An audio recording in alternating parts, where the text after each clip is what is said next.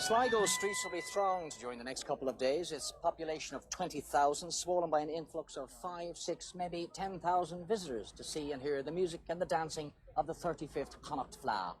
A veritable feast of talent then, some 600 musicians in all, including many of the legends in Irish music.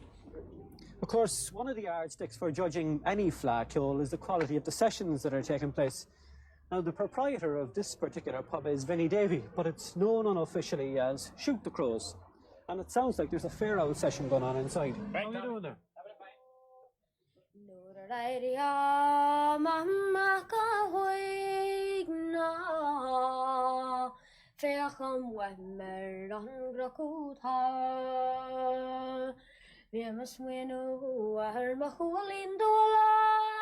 A dog the macrua aring trim na lar.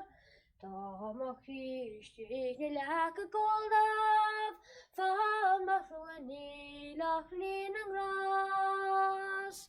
Is Quebec Halinog a verhas wine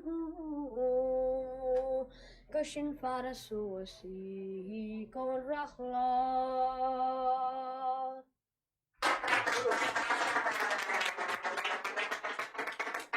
On a walk in Shinafari, it's can't get asked. What about the silver spear to follow that?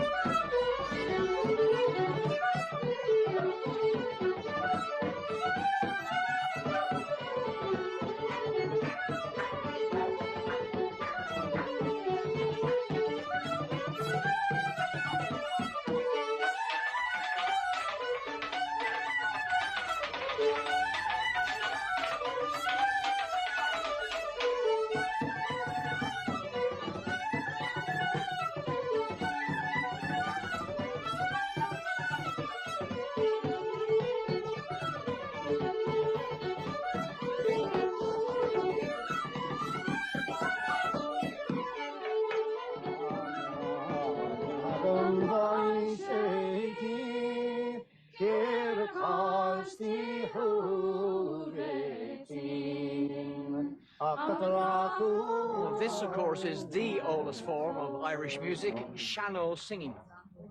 Seamus, I'll interrupt you there. What exactly is Sean-nós singing? Well, of course, for a start, Sean-nós means old style, and first of all, the intonation obviously is different, it sounds different, and expression is achieved through grace notes, either single grace notes or sometimes quite elaborate bunches of grace notes, and secondly, by rhythmic freedom. You know, you can lengthen a note, you can draw out a note and give it extra feeling, so there's no actual beat, if you like. We'll let you get on with it.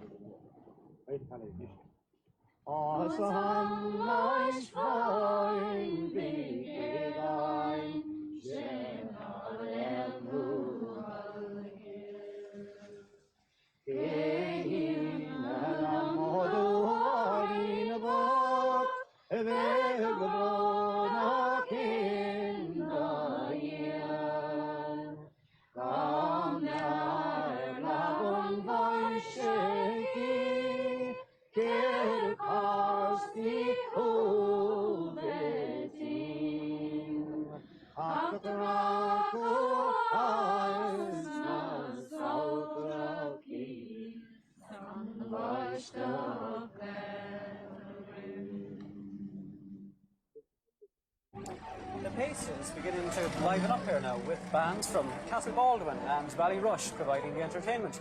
Now with me is Declan Bree, who's the chairman of County Sligo Comhaltas.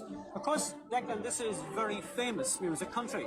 Yes, Tommy, you're in the heart of the coalman country, and we have an excellent tradition of fiddle playing in this area. We have people like Michael Coleman and Morrison, and indeed in the surrounding counties of Leitrim and Roscommon, we have the tradition of flute playing with people like Malloy and John McKenna. And of course, we're very near the famous O'Carolan territory as well. O'Carolan, well, when you mention O'Carolan, it brings to mind Josie McDermott, that famous musician now, a blind musician. Unfortunately, he's been ill for the past number of months, but we expect him to be with us at our prize-winning concert in the Hawkswell on Sunday night.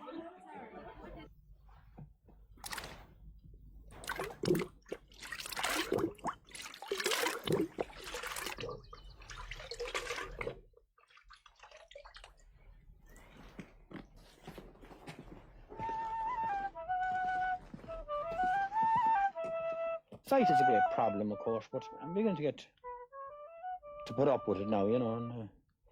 And the sore throat now and putting me off the music now. I miss that terribly. But I can play a little bit like playing the slow air for you now, and I intend to play at the concert in Sligo.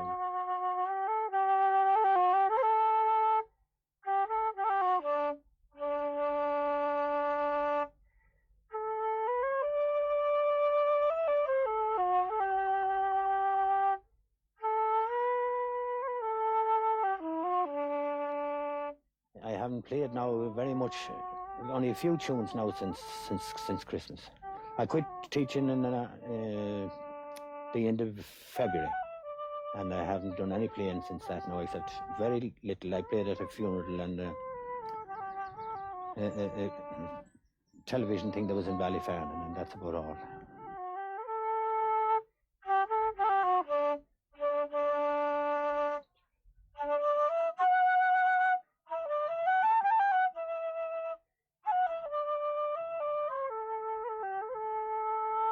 I had two very good pupils.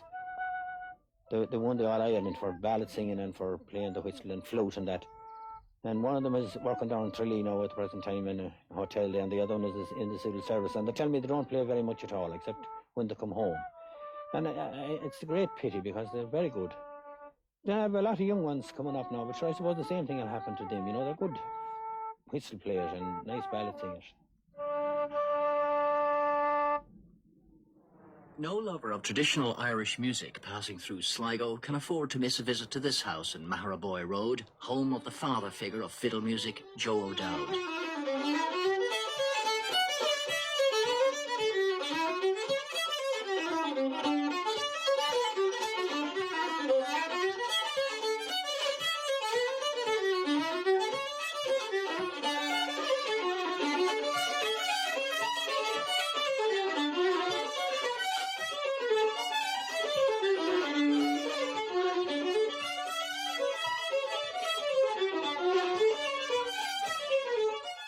Pilgrims have been journeying to Joe O'Dowd for decades from all over Europe, Scandinavia and the United States to learn from the guru of the Sligo style of fiddling technique. When you listen to it, they're all music. They have an accent somewhat like speaking accents, if you like. It works out on that. The accent of Sligo music is somewhat different to Donegal music or to Clare music or Kerry music, that sort of thing. Although they're all individually nice in their own way, but Sligo is Sligo, and a lot of people like it, you know. Yeah, let's get on that. Maybe give us another tune. Yeah, what do you think?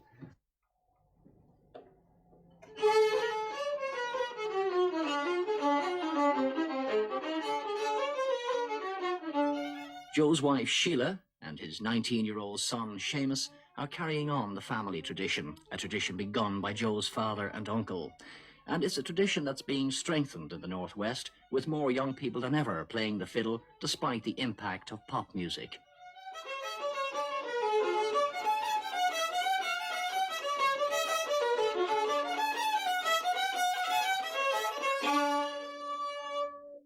Now, a flute is an ideal opportunity for the instrument makers of Connacht to put their wares on show. With me are Charles Roberts, who manufactures Northumbrian pipes and Uilleann pipes here in Glencar, County Sligo. And Tom Ganley, I understand you're a returned immigrant. That's right. I came back from London about 3 years ago. I've been given a unit in Castlereagh, County Common by the IDA, and I am now manufacturing wooden concert flutes from there at the moment.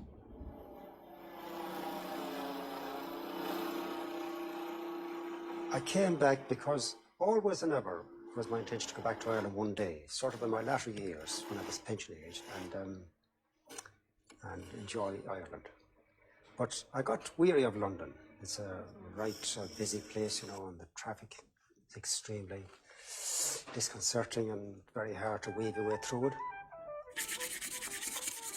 As a boy, there was a tremendous number of musicians from my part of the country, and a lot of them were flute players. And we as youngsters, we sought to copy, you know, and the thing was to get hold flutes or something similar to a flute, and we used to get hold bicycle pumps and weeds from the river banks, and elderberry bushes, which has hollow cores, you know. And we used to make all makeshift flutes from these things, and we succeeded in playing to a certain extent. And we used to have great fun, you know, playing these old flutes and copying the older fellas. I hope to employ at least 3 young fellows here and train them how to make these flutes. And perhaps then, if all goes well, and the demand still keeps increasing, then maybe a few more next year, and hope it'll stay at that level, not get too big or grow too fast on me. And I'm thoroughly enjoying myself at the same time, playing music and improving the product and making them better and better and cheaper. And one day, perhaps I'll make a flute that'll almost play by itself.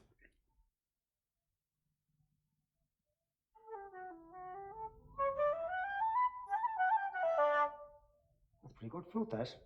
That won't do, Tom. Well, from nimble fingers to nimble feet, and the art of set dancing, an art you can see and learn at workshops in Sligo this weekend. Set dancing was very popular in Ireland from the 16th century onwards, but alas, it went into sharp decline in the 1940s. Labrás, why did that happen? I think one of the main reasons was the introduction of the Dance Halls Act, and that certainly made it difficult on people to continue the dancing in the houses where it actually survived for many years. Social changes, of course, the carpets came in, the television set went into the corner, the half door disappeared, and privacy tended to come more into the fore. And as a result of all that, I think the dancing suffered over the years. But it's on the up and up now. Very much so, and among young and old people. Because set dancing is a very innovative form of dancing, and it allows for great freedom. And of course, the ballrooms are disappearing. There's a vacuum there, and I think set dancing is certainly set to fill that vacuum.